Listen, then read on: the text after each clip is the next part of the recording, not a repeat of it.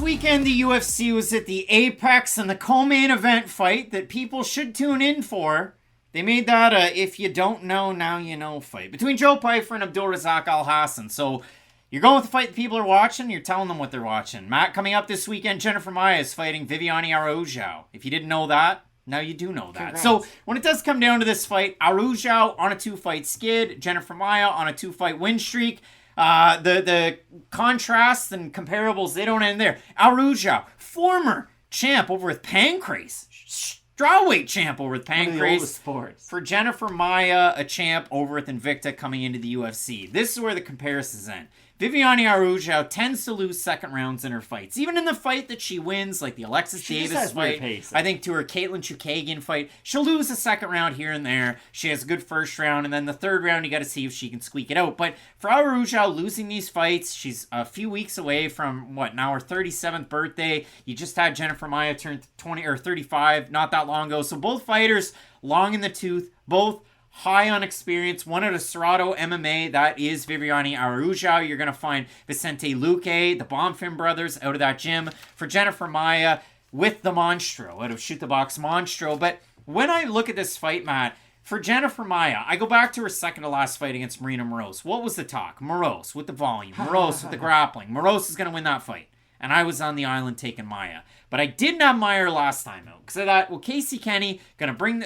Casey O'Neill going to bring... Still don't know where Casey Kenny is. Yeah, Casey Kenny. Just podcast appearances, fights, what happened to Casey Kenny. But when it comes down to Jennifer Maia against Casey O'Neill, both women threw with really good volume. But it was the volume mixed in with the power of Jennifer Maia that got it done in that decision win. But when I look at this one, Matt, stick-to-itiveness, volume, good chin...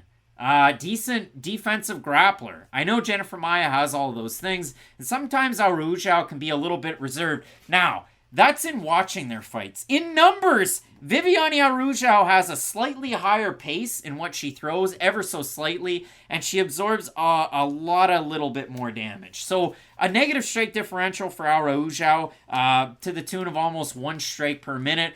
And it's just a slight negative for Jennifer Maia. But, it's one of those spots where, like Brendan Schaub would say, I think you'd be surprised in that respect. Do you know what I like about this fight? I like that it's two fighters who very much are in the same category in this division, where they're two of the original 125ers who had some steam behind them, right? Like Araujo, again, you might look at her 5-on-in right now. She's only 2-3. You might not remember the fighter she once was. But going into that Jessica Ai fight, if she had won that, there was a very real possibility she was going to challenge for that title. And for Jennifer Maia, it feels like she's been, top 6, top 5 in this division ever since it has come into the UFC and she made the transfer over from Invicta. So it's two fighters who really have been in the division for a long time, fighting other veterans in the game. It's not like they're fighting somebody who's just new to the top 15, trying to make a name off one of these vets. So that's what I like. I don't think the loser's going to drop too far in the division. I think they will get another opportunity, probably again at that point to fight one of those up-and-comers. But for Araujo, it's not just the pacing, it's that she has to fight the fight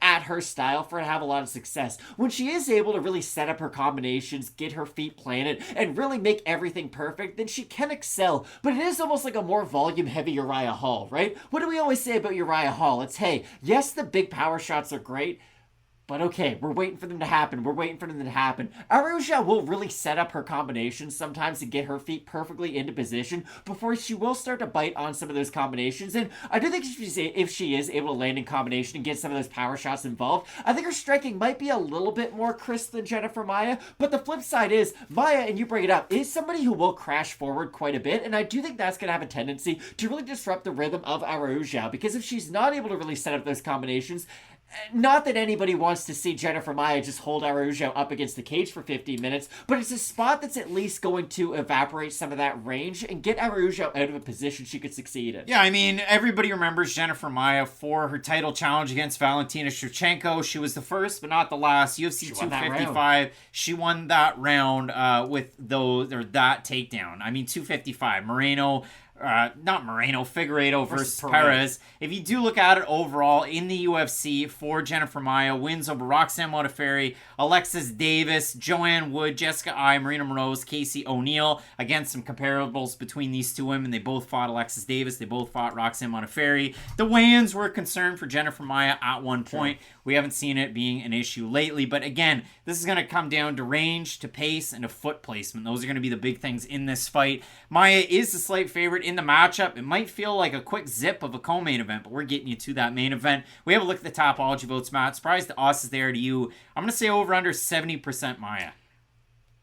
Personally, I have it over, but I have a weird hitch that it's going to be under. It's over. I'm just wrong 1,080 total votes, 84% Maia, 91% by decision for I don't the want to 16. be here anymore. In the suit? No. Percent that have Araujo, 83% by decision. I mean, for Araujo, we think back. Pancrase champ, all the highlights, comes in, fights.